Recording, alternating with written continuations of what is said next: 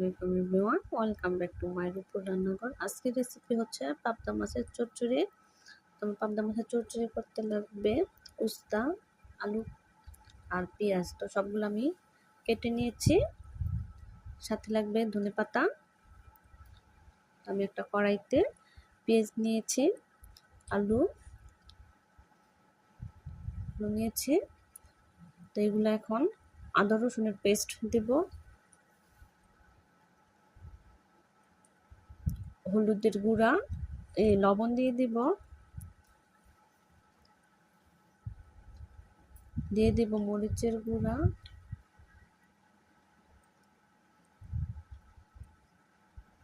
হলুদের গুঁড়া,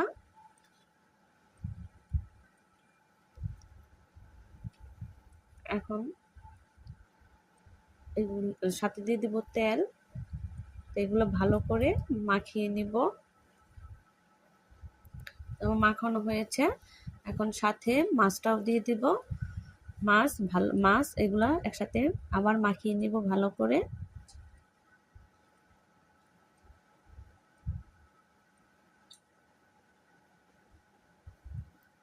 সবগুলো আমি একসাথে মাখিয়ে নিয়েছি। এখন সামান্য পরিমাণ পানি দিয়ে দিব।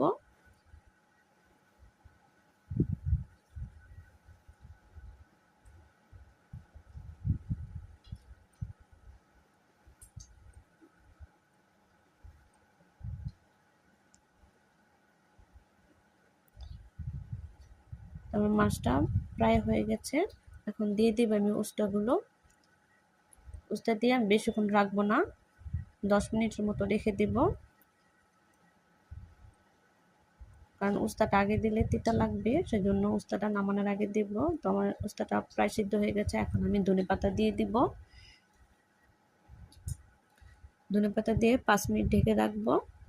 তারপর হয়ে গেল আমার উস্তার চচ্চড়ি। তো ভালো লাগলে অবশ্যই লাইক